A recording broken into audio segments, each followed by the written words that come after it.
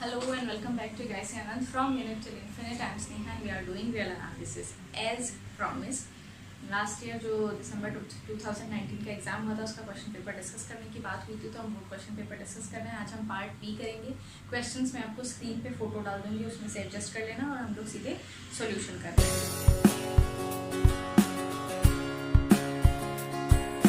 First question is for part B का first question है ये। For any quadratic form of 3 variable over R the rank and signature are given as small r and small s and the number of possible pairs आपको निकालना है। ठीक है, so first question था ये, मतलब मेरे पास जो क्वेश्चन पेपर उसमें फर्स्ट क्वेश्चन है ये, which is talking about the quadratic form, यानी कि ये रैंक यानी कि ये लीनियर अलजेब्रा का क्वेश्चन है और ये किसकी बात कर रहा है, रैंक और सिग्नेचर की बात कर रहा है। ठीक है, तो एक तो अगर आपको ध्यान रखना है तो क्वाड्रेटिक फॉर्म्स ओवर आर जो होते हैं ना, over R they are congruent to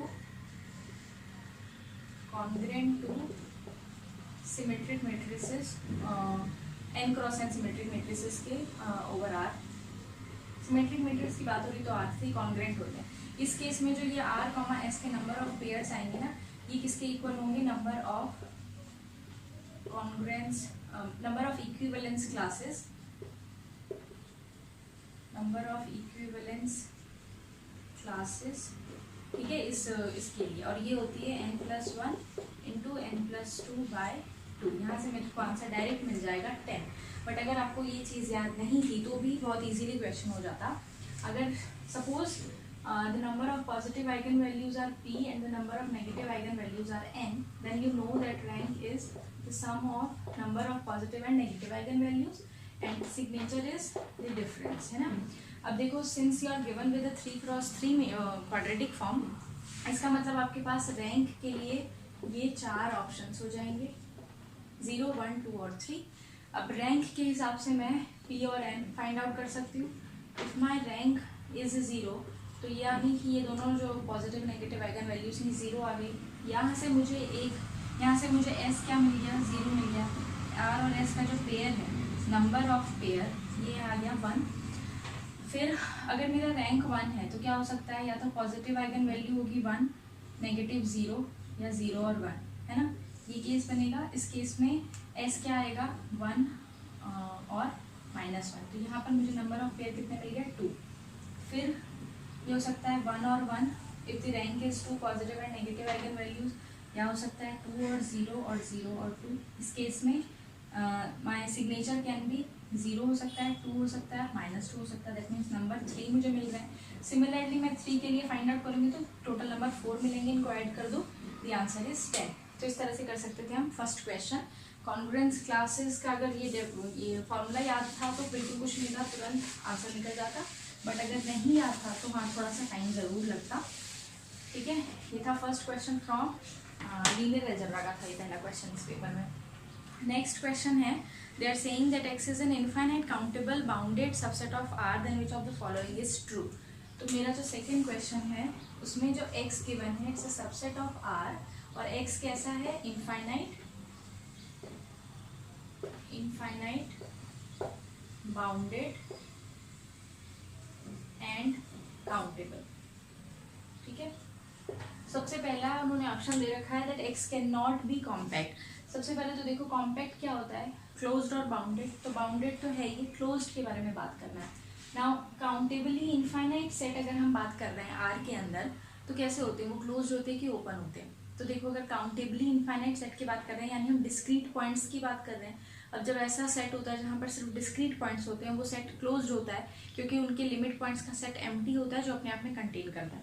तो ये कॉम्पैक्ट होगा, यानी ये क्लोज्ड भी होगा। इसी से मुझे जो ऑप्शन सही ऑप्शन है ना वो मिल जाता है। They are saying that X may be closed, वो सही हो जाएगा। ठीक है, क्योंकि ये 1 ऑप्शन करेक्ट था तो यही काम खत्म हो गया। बट स्टिल अगर आप आगे भी सोचना चाह रहे हो कि नहीं, मैं बाकी तीनों भी ऑप्शन देखो, तो कह रहे हैं x contains an interior point. Countably infinite set interior points नहीं होगा उनका कुछ, क्योंकि वो क्लोज्ड होते हैं। और फोर्थ में कह रहे हैं closure of X is countable. यहाँ आपको एक काउंटर एग्जाम्पल ढूंढना है of a countable infinite bounded set. तो देखो, काउंटेबल सेट है क्यू आर के अंदर, इसको मुझे बाउंडेड बनाना है, तो मैंने किसी भी सेट के साथ क्लोज्ड के साथ इसका इंटरसेक्शन ले लिया। This set is S. इसका लिमिट पॉइंट क्या होगा, इसका लिमिट पॉइंट 1, 2 बनेंगे पूरा का पूरा। So as closure will be as union the set of limit point, and इन दोनों का यूनियन क्या आएगा 1, 2, and this is an uncountable set. So last वाला ऑप्शन भी गलत हो गया। तो सेकेंड वाला जो क्वेश्चन था उसमें तो जो क्वेश्चन लिखा हुआ था ना उसी में आपका पूरा का पूरा आंसर था, वहीं से आपको मिल जाता है। ठीक है, नेक्स्ट क्वेश्चन देख लेते हैं। नेक्स्ट क्वेश्चन है, नेक्स्ट क्वेश्चन फिर लीनियर अलजेब्रा का है, जिसमें उन्होंने एक मैट्रिक्स दिया हुआ है आपको। ठीक है, third question, matrix is given as 2, 0, 5, 1, 2 and 3, -1, 5 and 1। और फिर वो पूछ रहे हैं आपको कि ax = y कंसिस्टेंट होगा क्या। इन्होंने ना अब क्या किया, 3 आपको डिफरेंट वाइज की सिचुएशन दी हुई है और फिर पूछ रहे हैं कि ये ऐसा होगा क्या। हाँ, सॉल्यूशन एग्जिस्ट करेगा क्या। सॉल्यूशन एग्जिस्ट कब करेगा, when inverse will exist, x = a inverse y, solution मिल जाएगा, राइट। तो मुझे सीधा इसका चेक करना था डिटर्मिनेंट ऑफ a, जो कि आप बहुत इजीली निकाल सकते हो। If this is not equal to 0 तो मेरे सारे y के लिए इसके पास सॉल्यूशन हो जाएगा which is a inverse y types. ठीक है, तो डिटर्मिनेंट निकाल करके आप चेक कर सकते थे। दूसरा तरीका ये था, आपके पास जो तीनों वो लिखे हुए थे ना, तीनों वाइज तीनों ऑप्शंस में लिखे थे, से y1, y2 और y3 जो लिखे थे, आप उसको इस तरह से लिख करके, और जो हम सोल्यूशन बनाते हैं ना, इस साइड को आइडेंटिटी बनाना चाहते हैं और फिर जो चेंज होता रहता है फिर देखते हैं कंसिस्टेंट आ रहा है कि नहीं, वो भी कर सकते थे। बट सीधा जब क्वेश्चन हो रहा है तो सीधा देखो, determinant not equal to 0, that means आपको सोल्यूशन मिल ही जाएगा वाइज के लिए। ठीक है, नेक्स्ट क्वेश्चन देख लेते हैं। नेक्स्ट क्वेश्चन भी लीनियर अलजेब्रा का क्वेश्चन है, क्वेश्चन आपको दिख रहा होगा। इसमें भी आपको एक मैट्रिक्स गिवन है which is the matrix with respect to an ordered basis, right. So fourth question में जो मैट्रिक्स गिवन है वो किसी लीनियर ऑपरेटर टी के टी का लीनियर ऑपरेटर टी है, उसका मैट्रिक्स है with respect to some ordered basis beta, and which is given by 1, -1, 0, 1, -4, 3 and -2, 5 and -3। ये मैट्रिक्स आपको गिवन है। और फिर वो पूछ रहे हैं अगर आपके बीटा के अंदर जो एलिमेंट्स हैं वो है v1, v2 और v3, तो आपसे टी जो बीटा के एलिमेंट्स है उसके ऊपर आपको वो क्वेश्चन कर रहे हैं। अब आपको याद होना चाहिए टी बीटा जब हम बनाते हैं तो कैसे बनाते हैं, टी को बेसिस के एलिमेंट्स के ऊपर ऑपरेट करते हैं और फिर उनका लीनियर कॉम्बिनेशन लिखते हैं इन बेसिस के एलिमेंट्स के फॉर्म में ही, और उन लीनियर कॉम्बिनेशन के जो कोफिशिएंट्स आते हैं वो हम कॉलम्स में लिख देते हैं। सो बेसिकली यहाँ आपको क्या दिया हुआ है, that T of v1 is ये इसका कॉम्बिनेशन है विद v1, v2, v3, ये कोफिशिएंट्स बनेंगे। सो this is v1 + v2 - v3। Similarly T v2 आपको गिवन है -v1 -4v2 + 5v3, and t v3 is given as 0 + 3v2 - 3v3। अब यहाँ से आप इमीडिएटली आपको देख के पता चल जाएगा, since t is a linear operator, इन तीनों को ऐड करोगे that means t of v1, v2 और v3 जो आ रहा है वो आ रहा है 0, since t is linear, so this is nothing but t v1 + v2 + v3 is 0, और ये आपका सॉल्यूशन हो जाएगा, ये आपका आंसर हो जाएगा विच इज थर्ड ऑप्शन। ठीक है, सो बहुत इजी था, सिर्फ ऑर्डर्ड बेसिस को कैसे लिखते हैं मैट्रिक्स के फॉर्म में उससे रिलेटेड क्वेश्चन था और कुछ नहीं था इसमें एज सच। ठीक है, नेक्स्ट क्वेश्चन देखते हैं। नेक्स्ट क्वेश्चन में है विच of the following set is countable. बहुत ही ईजी, बहुत ही प्यारा सा क्वेश्चन था। Fifth question, right, fifth question है कौन सा काउंटेबल है। पहला ऑप्शन लिखा हुआ है set of all functions, so set of all functions from q to q। दूसरा ऑप्शन लिखा है उन्होंने set of all functions from q to set 0, 1। Third option उन्होंने लिखा है again the set from the set of functions from q to 0, 1। इसके साथ एक कंडीशन लिखी है which vanishes outside a finite set, outside a finite set।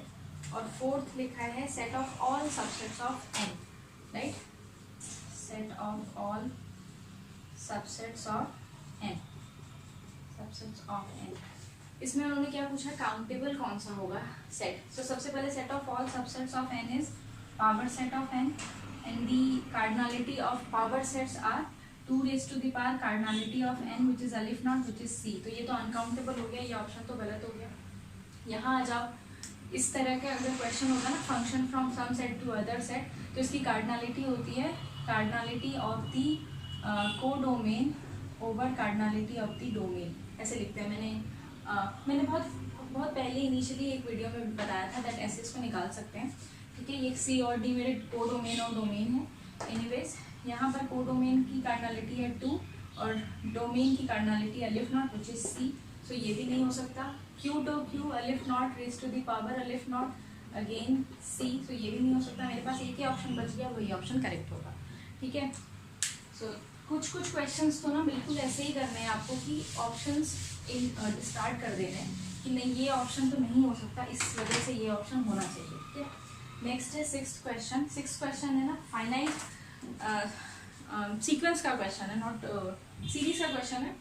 आपसे पूछा गया कि इसका सम क्या होगा, ठीक है। सीरीज कुछ इस तरह से गिवन है, बड़ी अच्छी सी, और ये क्वेश्चन ना मुझे लगता है रिपीटेड भी है, बहुत बार इसी तरह के क्वेश्चंस बहुत बार आए हुए हैं। 2 raised to the power 3 square इस तरह से बना के रखा है इन्होंने इसको। 2 raised to the power n, 3 raised to the power n, 2 raised to the power n plus 1 into 3 raised to the power n and so on, ठीक है।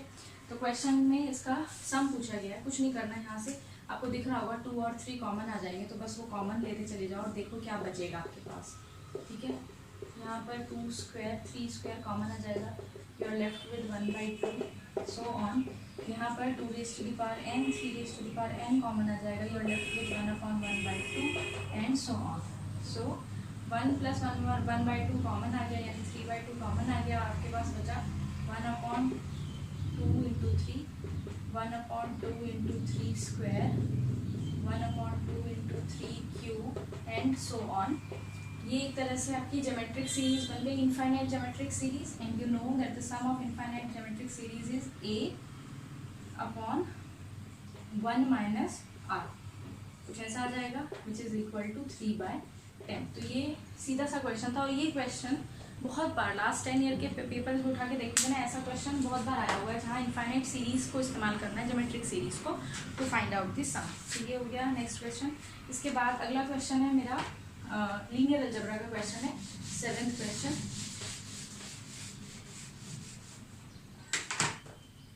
The question says that you have to, आपको determinant के ऊपर वो करना है, प्रकाश डालना है, मैं कह सकती हूँ। डिटर्मिनेंट के ऊपर आपको क्वेश्चन पूछा गया है कि इसके डिटर्मिनेंट की कैसी प्रॉपर्टी होगी, राइट। 0 1 और 1। अगर आप इसका सीधे क्वेश्चन में बस मतलब यही पूछा गया, डिटर्मिनेंट पॉलिनोमियल है ऑफ 3 डिग्री, डिटर्मिनेंट 0 होगा कि नहीं, तो सीधे आपको डिटर्मिनेंट फाइंड आउट कर लेना था इसका, ठीक है। और इसका डिटर्मिनेंट क्या आएगा अगर आप निकालो तो 1 × 1 - t square -t × 1 + 0, this is what 1 - t square -t, ये आ गया आपका डिटर्मिनेंट। अब उन्होंने ऑप्शन में आपसे पूछा हुआ है determinant of empty is a polynomial of degree 3, जो कि आपको दिख रहा है कि डिग्री 2 है, so first is wrong. Second, determinant is 0 for all t, no it can not be 0 for all t। Third, it has infinitely many zeros, quadratic equation की infinitely many zeros नहीं हो सकते, 2 जीरोज होंगे, तो fourth option is correct, ठीक है। ये हो गया आपका 7th क्वेश्चन। देन तो पार्ट बी में तो मैं कहूँगी इजी क्वेश्चंस थे, क्वेश्चन लास्ट टाइम ना डिफिकल्ट पार्ट सी में थे। 7th 8th क्वेश्चन में है, 8th क्वेश्चन उन्होंने इनर प्रोडक्ट स्पेस का पूछा है, अगेन लीनियर अलजेब्रा का क्वेश्चन है।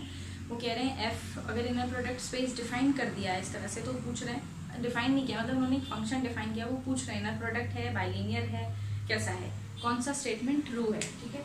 सो उन्होंने डिफाइन कैसे किया है, f g is equal to 0 to 1 ft gt squared dt, ठीक है, इस तरह से डिफाइन किया। तो इनर प्रोडक्ट के लिए अगर आपको याद होगा तो क्या क्या करना पड़ता है, linear in first component, scalar multiplication, bar लगा के देखना होता है, और एक देखना होता है f, is greater than equal to 0 और not, right, for all f belonging to my given space. तो इसमें ना जब आप देखोगे फर्स्ट कंपोनेंट में लीनियर तो दिख रहा है, हो जाएगा, स्केलर मल्टीप्लिकेशन भी हो जाएगा, बट जब आप ये चेक करने जाओगे ना f comma g bar is equal to g comma f, ये इक्वल नहीं आएगा इस केस में, क्योंकि हम रियल के अंदर बात कर रहे हैं, तो बार का मतलब तो इधर क्या हो जाएगा, सिर्फ f comma g which is equal to this value f t g t square d t, और यहाँ क्या आएगा g comma f is 0 to 1 g t f t square d t, तो दोनों इक्वल नहीं आएंगे, यानी ये इनर प्रोडक्ट तो नहीं बनेगा। तो फर्स्ट ऑप्शन तो गलत हो गया, विच is saying that this is an inner product. Second में वो कह रहे हैं ये बाइलिनियर फॉर्म होगा, इनर प्रोडक्ट नहीं होगा, तो मुझे बाइलिनियर फॉर्म भी चेक करना पड़ेगा, राइट। बाइलिनियर फॉर्म कैसे चेक करते हैं, बाइलिनियर फॉर्म के लिए क्या होना चाहिए, दोनों अपने उसमें ना दोनों क्या कहूँगी, दोनों क्या कहते हैं इनको, दोनों टर्म्स के लिए लीनियर होने चाहिए। तो फर्स्ट के लिए तो है, अगर मैं सेकंड के लिए चेक करूँ ना, g प्लस एच ये चेक करूँ, तो ये क्या आ जाएगा 0 to 1 f t g plus h t square d t, है ना, which is not equal to 0 to 1 f t g t square d t plus f t h t square d t, ये equal नहीं आएगा ना, क्योंकि जी plus H square जो बनेगा function वो उसमें एक टर्म और एक्स्ट्रा आएगी, जी t square plus h t square plus 2 G T into H T type से। तो जो करेक्ट ऑप्शन होगा वो हो गया हमारा third, which is saying that this is not a bilinear form. अच्छा, लास्ट ऑप्शन के लिए भी ना आप चेक कर सकते थे, इट इज ग्रेटर देन और इक्वल टू 0। अगर मैं एक फंक्शन ले लूँ f x equal to minus x, और इसको I am finding out f comma f here, so this is f t into f t square d t which is 0 to 1 minus x cube dt, and this value is what, minus x raised to the power 4 from 0 to x raised to the power 4 by 4 from 0 to 1, which is equal to what, minus 1 by 4, which is not greater than or equal to 0। तो ये भी check कर सकते थे आप कि equal नहीं है टाइप से, बट हाँ बाइलिनियर के, क्योंकि दोनों ऑप्शन ऐसे दिए हुए ना, एक में दिया है बाइलिनियर, एक में दिया नहीं है बाइलिनियर, तो एक बार बाइलिनियर आपको चेक करना ही पड़ता, तो बाइलिनियर आप इस तरह से चेक कर सकते हैं। बाइलिनियर का मतलब होता है अपने दोनों जो उसके टर्म्स हैं या दोनों जो भी उसके वेरिएबल्स हैं उसमें लीनियर हो, फर्स्ट में भी सेकेंड में भी। नेक्स्ट क्वेश्चन आ जाते हैं। नेक्स्ट क्वेश्चन अच्छा क्वेश्चन था, it's from real analysis, sequence का क्वेश्चन था और बढ़िया क्वेश्चन था, बहुत दिमाग लगाने वाला क्वेश्चन। अच्छा, एक चीज़ और, एग्जाम में ना अगर मैं ओवरऑल एग्जाम की बात करूँ तो ओवरऑल सब क्वेश्चंस डिफिकल्ट नहीं होते, एवरेज क्वेश्चंस होते, कुछ एक दो क्वेश्चंस होते हैं जो एक्चुअली डिफिकल्ट होते हैं और they are meant for extra bright students, ठीक है। वो क्वेश्चन एवरेज बच्चों के लिए या नॉर्मल बच्चों के लिए ना इसलिए होते हैं दैट वेदर दे कैन जज that this question is time consuming, मुझे इस पर टाइम नहीं लगाना, मुझे आगे बढ़ना है। ये वैसा क्वेश्चन था। अगर आप बहुत एक्स्ट्रा ब्राइट हो तो आपको ये देख करके समझ में आएगा, बट आपको लगता है कि देख के लगा एक बार कि नहीं थोड़ा डिफिकल्ट है, तो you must have left this question और दूसरे क्वेश्चन पे चलते, क्योंकि अपना टाइम वेस्ट करने वाला क्वेश्चन था, ठीक है। क्वेश्चन है, कौन सा नंबर था मैं तो भूल गई हूँ।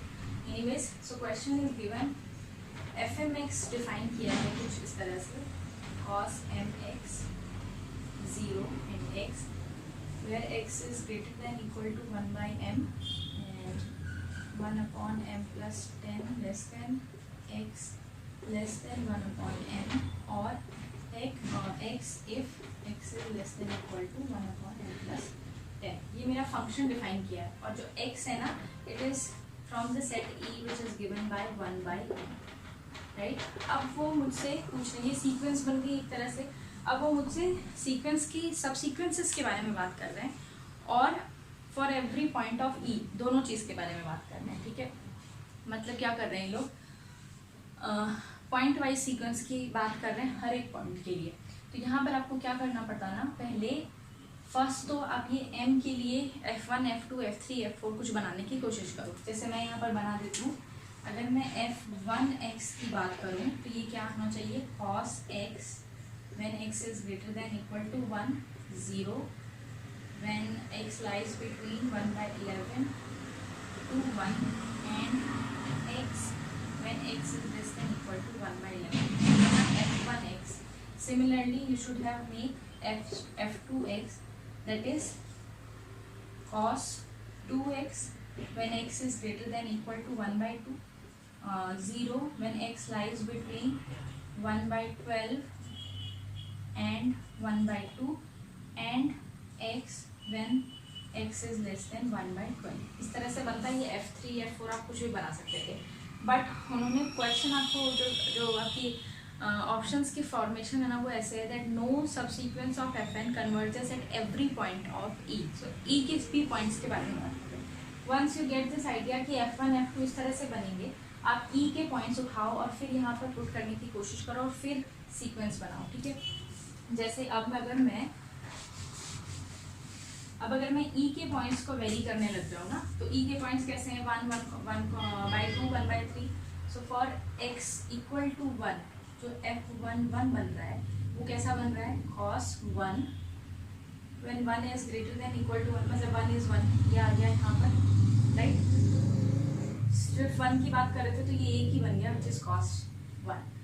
अब अगर मैं F2 of 1 की बात करूँ, यहाँ पर आ जाऊँ, तो when x is greater than equal to 1/2 cos 2x होना चाहिए, so this is cos 2, right, cos 2 बन जाएगा ये।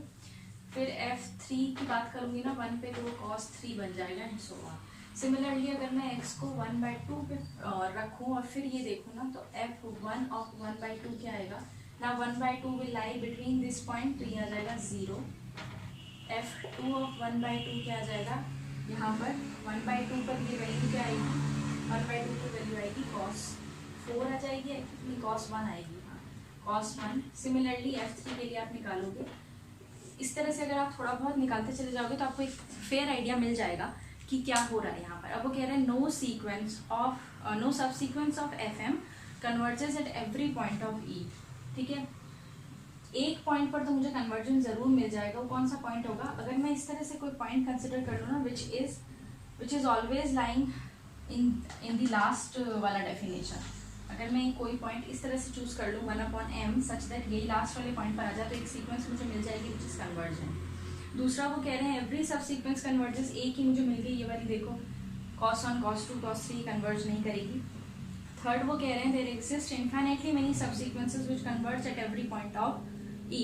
यहाँ मुझे मिल सकता है बेसिकली ये इंट्यूशन से मिल सकता है रादर देन कोई लॉजिक से, क्योंकि ये बहुत बड़ा है। आप अगर F1 F2 F3 इस तरह से बनाने चल जाओ तो बहुत बड़ा है, बट इंट्यूटिवली आपको पता चल रहा होगा कि अगर मैं x को इस तरह से कंसिडर करती चली जाऊँ ना, which is like very very small number 1/some very large number type से, तो मेरे पास मिलते चले जाएंगे मुझे सीक्वेंस। फोर्थ कह रहे हैं there exist a subsequence which converts to 0 at every point of E। ये तो इसी से हो गया कि हर पॉइंट के लिए fx के हर मतलब E के हर पॉइंट के लिए आपके पास कोई भी सब सीक्वेंस ऐसा नहीं है जो 0 पे जाता है, क्योंकि हर सब सीक्वेंस ही 0 पे चला जा रहा है। ऐसा नहीं है ना, एक सब सीक्वेंस तो हम देख रहे हैं कि भाई कन्वर्ज नहीं कर रहा। तो थोड़ा ट्रिकी क्वेश्चन था ये और बहुत टाइम कंज्यूमिंग भी था, क्योंकि आपको F1 F2 F3 सब निकाल करके थोड़ा देखना पड़ता है। मैं और भी इसके मेथड्स हो सकते थे, बट अभी तो I can not get some any kind of this thing कि कुछ और मेथड निकले, but yeah this was the question. Next question है आपका फ्रॉम लीनियर अलजेब्रा। वो इजी सा क्वेश्चन है, डायमेंशन की बात कर रहे हैं। वहाँ वो कह रहे हैं कि आपकी जो W है उसके अंदर मेट्रिसेस हैं 4x4। सो W के अंदर जो मेट्रिसेस हैं वो है 4x4 matrices, right, A11 A12 A14 and 412 4 मैं पूरा नहीं लिख रही हूँ, बहुत इजी क्वेश्चन था ये। इसमें वो कह रहे हैं एक कंडीशन दे दी उन्होंने that summation Aij I plus j equal to k this has to be 0। ये बस ये कंडीशन अगर आपको समझ में आ जाएगी तो क्वेश्चन समझ में आ जाएगा कि कह रहे हैं when I plus j equal to k और k के ऊपर लिखा है 2 3 4 5 6 7 8, उस केस में इनका सम 0 हो। तो अगर मैं k को 2 कंसिडर कर लूँ तो यानी A11 और A11 इनका सम क्या होना चाहिए 0, यानी A11 0 होना चाहिए। when I am considering A to be 3, ठीक है 3 कंसिडर किया तो यानी A12 A21 इनका सम क्या होना चाहिए 0 होना चाहिए। इसके बाद 3 k को 4 अगर कंसिडर कर लूँ, दिस इज 2 2 1 3 3 1 इक्वल टू 0, ऐसे आ जाएगा कुछ। तो यहाँ से आपको ना ये मिल जाएंगे, जैसे यहाँ से आपको मिला A11 0 हो जाएगा, चलो ठीक है A11 0 हो गया। यहाँ पर आपको मिला a12 और a21 एक दूसरे के ऑपोजिट होंगे माइनस के साइन के साथ, यानी a12 equal to minus a21। तो इस तरह से आपको पता चल जा सकता है कि इतने एलिमेंट्स या इतनी एंट्रीज ही हम अगर कंसिडर करें तो मेरे पास डायमेंशन या मेरा जो भी W सब स्पेस है वो बन जाएगा। तो वैसे क्वाइट एन ईजी क्वेश्चन, बहुत बार किया होगा ये क्वेश्चन हमने, बस इसकी जो कंडीशन थी वो समझने की देरी थी, उसके बाद तो हो गया क्वेश्चन। फिर आता है रियल का question, which they are saying that there is a sequence of non-negative real numbers, then which of the following is true? So sequence कैसा है? non-negative real numbers का, ठीक है। So you are given with a sequence, याद क्या रखना है इसके लिए आपको? this is non-negative। तो कह रहे हैं लिमिट इंफीरियर अगर xn का 0 है तो लिमिट जो xn स्क्वायर का होगा वो 0 होगा, ठीक है। तो यहाँ पर मुझे काउंटर एग्जाम्पल्स की ज़रूरत है। वो कह रहे हैं लिमिट ऑफ x, मैंने an से लिखा है, लिमिट इंफीरियर की बात कर रहे हैं वो लोग, ये 0 है, implies limit of an square is 0। Counter example आप देख लो, an अगर आप कंसिडर करो 0 1 0 1, it's a sequence of non negative numbers, इसका इंफीरियर 0 है, इसको स्क्वायर करोगे तो उसका लिमिट एग्जिस्ट नहीं करेगा। इसका ये अगर an था ना, तो an स्क्वायर क्या बनेगा? यही सेम सीक्वेंस बनेगी 0 1 0 1 0 1, विच इज़ नॉट कन्वर्टेबल। तो फर्स्ट रॉन्ग हो गया। सेकेंड कह रहे हैं लिमिट सुपीरियर अगर xn का 0 है तो लिमिट 0 होगा xn स्क्वायर का। Limit superior of an is 0 implies limit of an square is 0। यहाँ देखो, सिंस नंबर्स कैसे हैं, जो सीक्वेंस के टर्म्स हैं वो नॉन नेगेटिव है, राइट। वो कह रहे हैं लिमिट सुपीरियर ही 1 है, 0 है, राइट।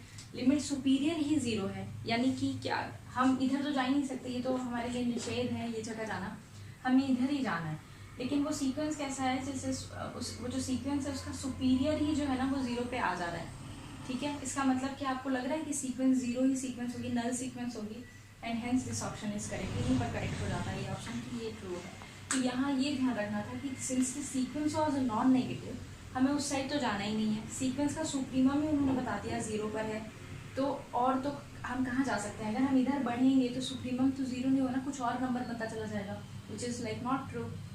तो ये नल सीक्वेंस का क्वेश्चन था, and hence the limit is limit of the square is also 0, 0 ही सीक्वेंस थी। एक और कह रहे हैं limit inferior is 0 then xn is bounded. इसी एग्जाम्पल से काम चल जाता है, लिमिट इंफीरियर 0 है but xn is not bound, no xn is bounded, okay they are saying xn is bounded अगर लिमिट इंफीरियर 0। हाँ, इसी को आप इस तरह से बना लो ना, ये सीक्वेंस बनाओ 0 1 0 2 0 3 0 4, इस तरह से बनाओ। बाउंडेड तो नहीं होगा ना, 1 2 3 4 हम अनबाउंडेड जा रहे हैं, इधर एक 0 हमने फिक्स करके रखा हुआ है, सो इंफीरियर 0 आ गया। और लास्ट वाला कह रहे हैं अगर लिमिट इंफीरियर बड़े वाले का ग्रेटर देन 4 होगा तो छोटे, इसमें भी आप एक 2 3 2 3 का एक वो बना लो, एक सीक्वेंस बनाओ 2 3 2 3 टाइप से, ठीक है। 2 की जगह आप चलो 3 क्या लिखोगे, 3 लिख दो, इसको 4 लिख दो, चलो 3 4। इसमें क्या हो रहा है, इसका स्क्वायर क्या बनेगा 9 16 9 and so on, right. Limit inferior क्या है इसका 9 which is greater than 4। Limit superior जो होगा इसका वो क्या ग्रेटर देन 4 होगा? नहीं, ये दिख रहा है आपको, नहीं होगा। तो यहाँ से आपको पता चल जाता, क्वेश्चन बड़ी इजीली हो जाता, ठीक है। तो ये था नेक्स्ट क्वेश्चन जो भी था, मैं नंबर तो भूल गया कितना कौन सा नंबर चल रहा था, बट या इस वाज द क्वेश्चन। फिर है क्वेश्चन एक बड़ा अच्छा क्वेश्चन है कॉम्प्लेक्स का। कॉम्प्लेक्स के क्वेश्चन में ये लोग कह रहे हैं कि एफ जेड गिवन है आपको, which is z square plus a z plus p raise to the power 11, और कंडीशन गिवन है that a belongs to z minus 0 and p is greater than equal to 13 prime number. फिर वो क्या कर रहे हैं, जीरोस की बात कर रहे हैं। तो सबसे पहले देखो, अगर कॉम्प्लेक्स क्वाड्रेटिक फॉर्म गिवन है तो उसके क्वाड्रेटिक फॉर्म में 2 ही जीरोज होंगे। अगर क्या क्या वो क्या हो सकता है आपके पास, पॉसिबिलिटीज़ क्या हो सकती है, या तो उसके डिस्टिंक्ट रूट्स होंगे, या फिर उसके इक्वल रूट्स होंगे, या फिर डिस्टिंक्ट रूट भी कैसे हो सकते हैं, 2 इमेजिनरी हो सकते हैं क्योंकि इमेजिनरी रूट्स पेयर्स में आते हैं। तो देखो फोर्थ ऑप्शन तो यहीं खत्म हो गया, f is exactly 1 real root, ऐसा नहीं हो सकता क्योंकि अगर एक रियल होगा और एक इमेजिनरी तो नहीं एग्जिस्ट करेगा, इमेजिनरी रूट पेयर में एग्जिस्ट करते हैं, तो ये तो यहीं चला गया। फिर कह रहे हैं F is 0 on imaginary axis, first option था। तो अगर मैं इमेजिनरी एक्सिस पे एफ आई के इक्वल टू 0 पुट करूँ और इसको सॉल्व करूँ तो ये क्या आ जाएगा, minus k square plus a i k plus P raise to the power 11 is 0, कुछ ऐसा आ जाएगा, right. So this is equal to 0, correct. इससे मुझे क्या मिल जाएगा,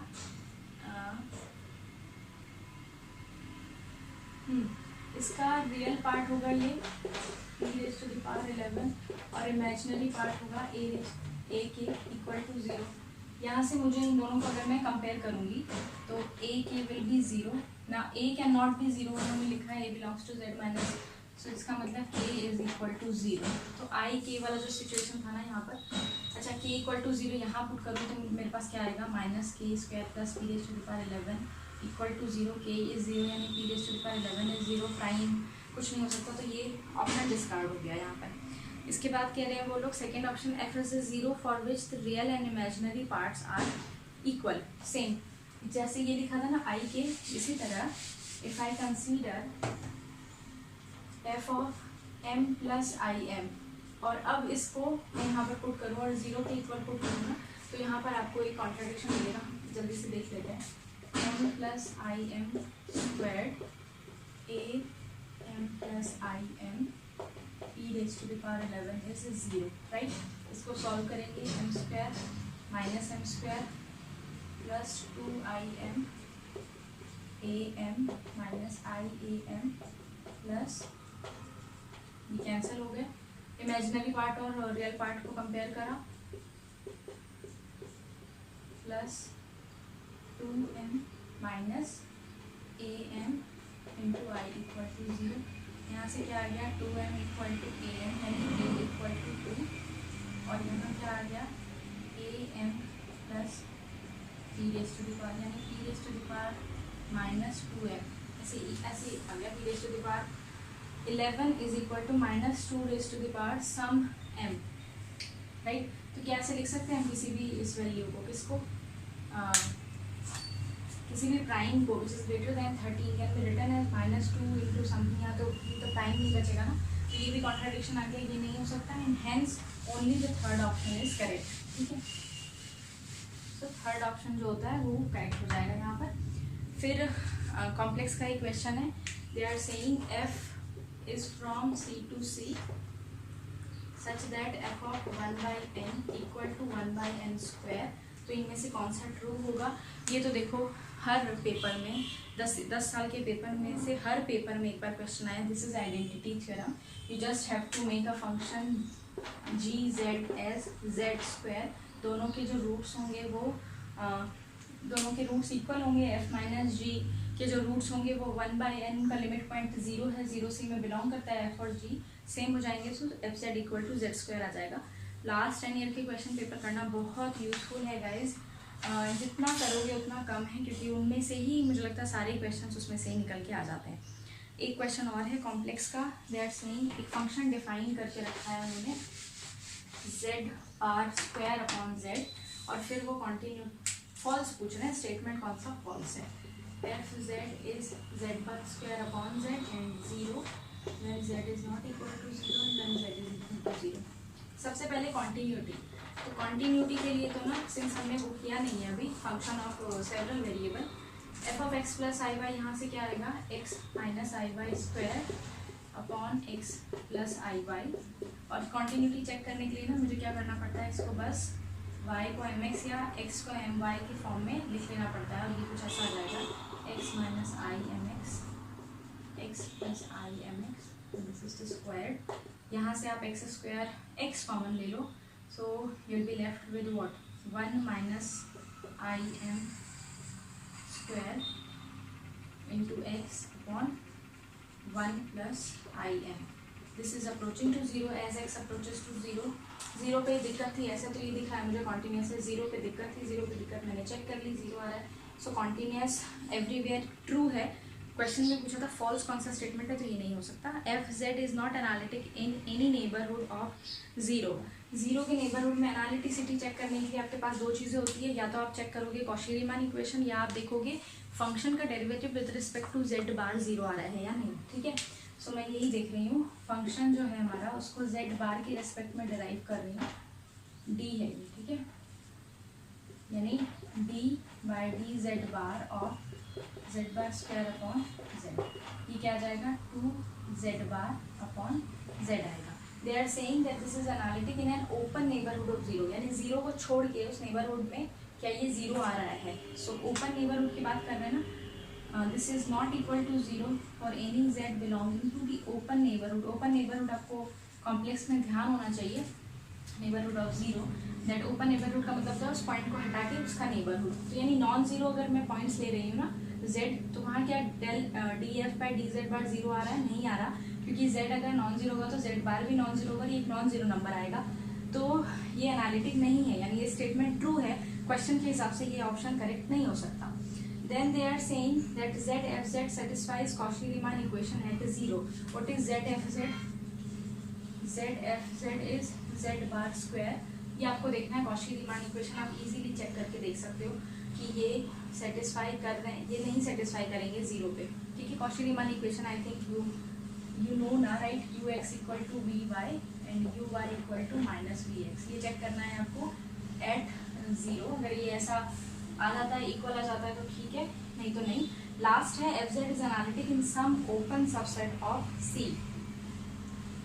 अभी हमने देखा कि ये जो जीरो है इसके नेबरहुड में ये एनालिटिक नहीं है, तो ये ऑप्शन हमारा करेक्ट हो गया। मतलब हमें थर्ड चेक भी करने की जरूरत नहीं थी, सेकंड से ही हमें पता चल गया था fourth is correct because it's a single correct answer, ठीक है। और इसके बाद फिर एक क्वेश्चन है विच इज ऑफ कॉम्प्लेक्स।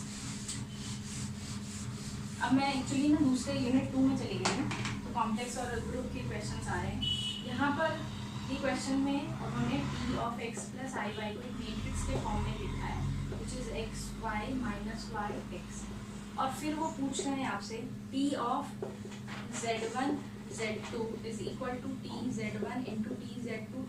ये तो देखो सिंपली आप z1 और z2 को कुछ वैल्यू लिख लेते, x1 प्लस आई वाई वन, x2 प्लस आई वाई टू, मल्टीप्लाई करके देखते पता चल जाता है कौन सा।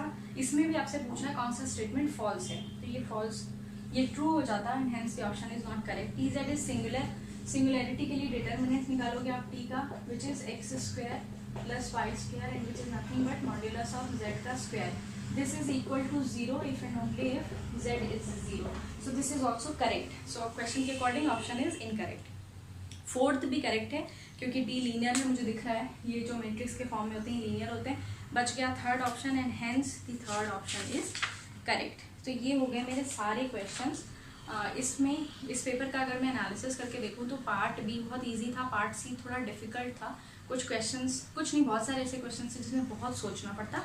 सो या पार्ट सी का मैं सोच रही हूँ जल्दी अगर हो सकेगा तो बनाऊंगी वीडियो, नहीं हो सकेगा तो you guys prepare because I don't want you to bother in between. अभी आपके प्रिपरेशन का टाइम है, प्रिपेयर करो। आई होप आपको ये सब समझ में आया होगा, अगर आया तो hit the like button, share करो और बस पढ़ाई लिखाई करो। Till we meet next, bye and take care.